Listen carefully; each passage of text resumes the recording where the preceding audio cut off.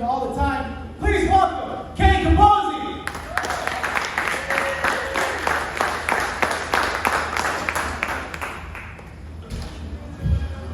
Thank you, Master. Thanks, everybody.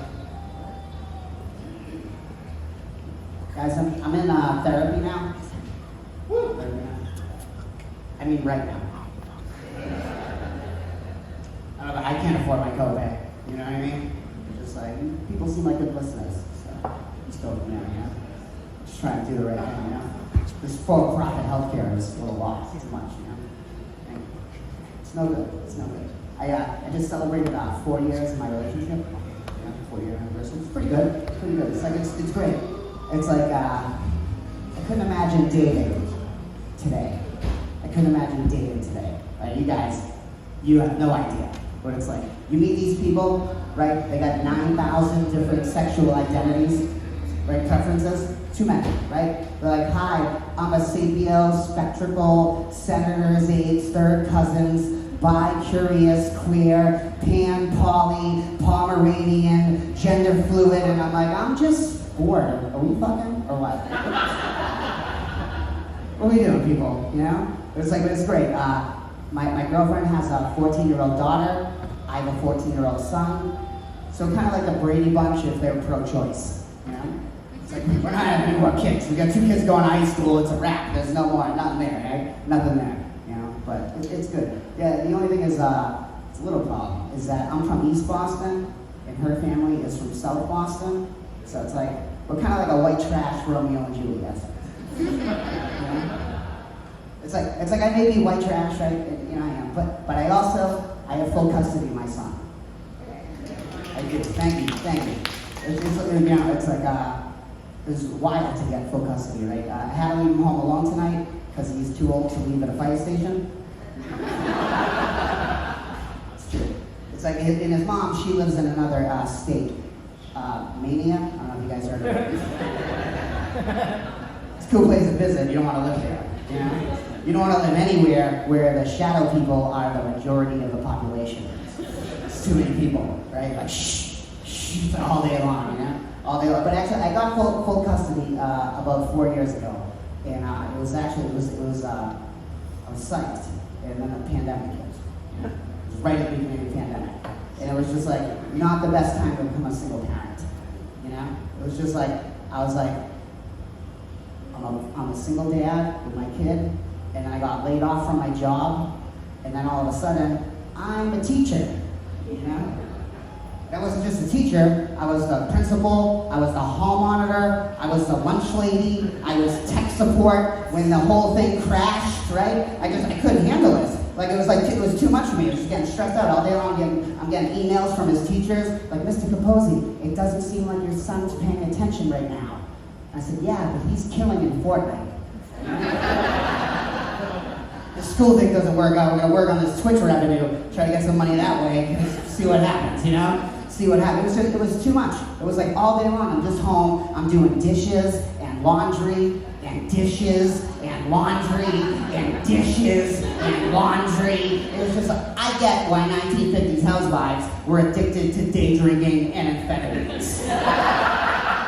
I get it, ladies. I get it. All day long, I was waiting for someone to come home and fuck me. You know?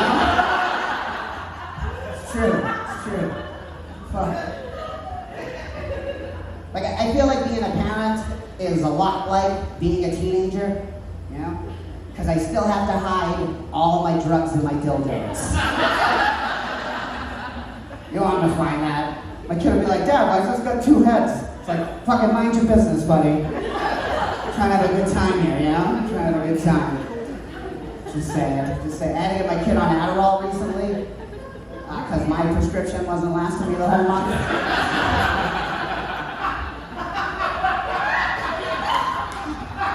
It's like, Adderall's a great drug if you want to like focus on masturbating.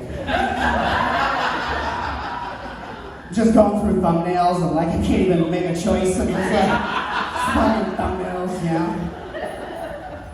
I've been really like into myself lately. I'm just saying, if I was me, I wouldn't shake my hand.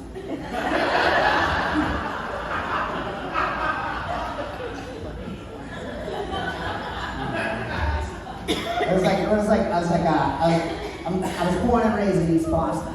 I'm an East Boston High dropout, right? And Mayor Menino gave me my GED in Faneuil Hall. And that sounds ridiculous. That sounds like, what? And it's just like, no, that happened to me, right? It's like, it was just like, I don't live in East Boston anymore. I live down in Brockton, because I've been killing it in life. Actually, I just wanted my kid to experience like wildlife, you know?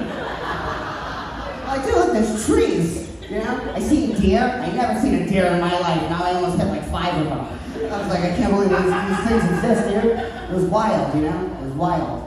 It was just like, but the thing about like living in East Boston, you get these planes flying over your head all day, all night. Just, it's a constant thing. And they say when planes land before they hit the ground, they have to release any remaining jet fuel that they have before they hit the ground. And they say it dissipates in the air, but I feel like that's why I'm short. Like I feel like I've been high on jet fuel my whole life. Just fucking, you know, I'm just going, baby, I'm just going, right? But like the thing is, when these planes fly over your head like that, like all day and all night, just over time, everyone seems to just develop this voice where everybody talks like this. Like you don't know if they're deaf, like if they can't hear. Like my mother talks like this on the phone. In the house. She's talking to her girlfriend who lives down the street. She's like, Renee, you should come over Sunday. The kids are coming over. They're bringing the kids. I'm like, Ma, everybody on this block is coming over. I better stop fucking putting meatballs in a gravy tonight, you know? Let that shit simmer. It's gonna simmer. There's gonna be a lot of people here, you know? There's gonna be a lot of people. My mother worries me, right? She doesn't drink water. She doesn't hydrate, right? She doesn't hydrate. She doesn't drink water, right? I'm like, Mom, you gotta hydrate. You gotta drink water. She's like, Kenny, why do I have to drink water when I put 7 ice cubes in every glass of wine? I don't know, Mom. Hydration? Like maybe? I'm just saying. Yeah, I don't know. My sister hates when I tell that joke. She hates it. She goes, Kenny, how could you make a joke about our mother being an alcoholic? And I go, because she's dead. She loved that joke. She did that. Right? But it was like she used to smoke too, like her whole fucking life since she was like 12, right? She smoked, right? She was just like little wrinkles, just so like shriveled up and like dehydrated. She was just all like she was like a raisin, you know, like a white raisin, but like she was like a white, you know, just like a raisin, right? So like she passed, right? And I'm like, I go, hey, anybody try to throw her in the pool? Just saying, you know? Just trying to throw her in the pool. It's an above ground pool, people, but you guys know, right? It's just, every time I say this joke, I can be like above ground, but not like Mom, right? You know?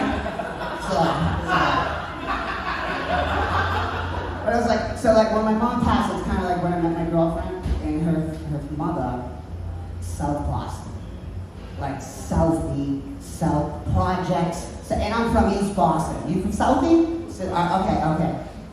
What are like if you're from there, what do they call South Boston?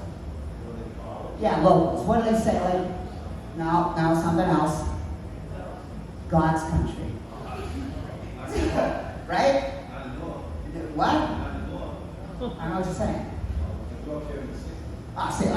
Maybe it came into play after. But this fucking lady has the fucking gall to be like, she goes, Kenny, you might be from Boston, but you're not from God's country.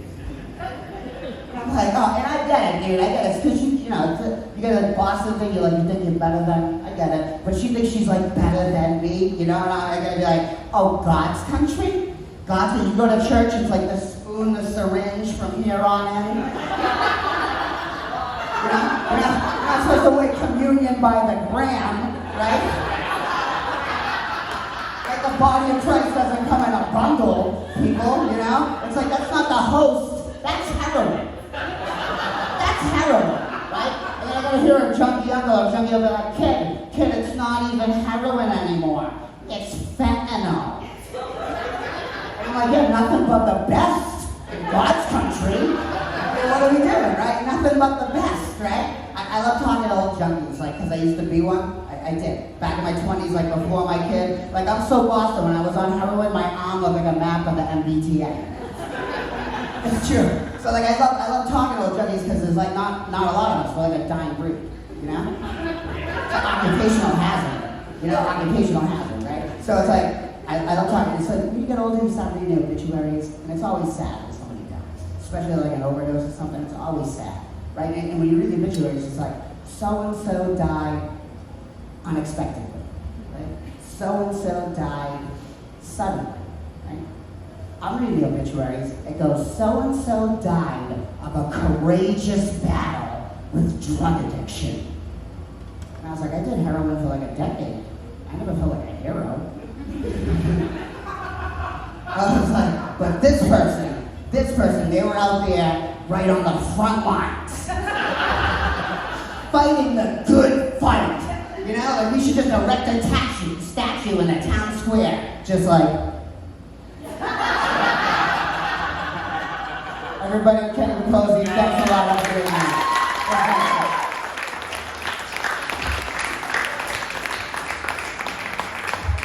Oh, man.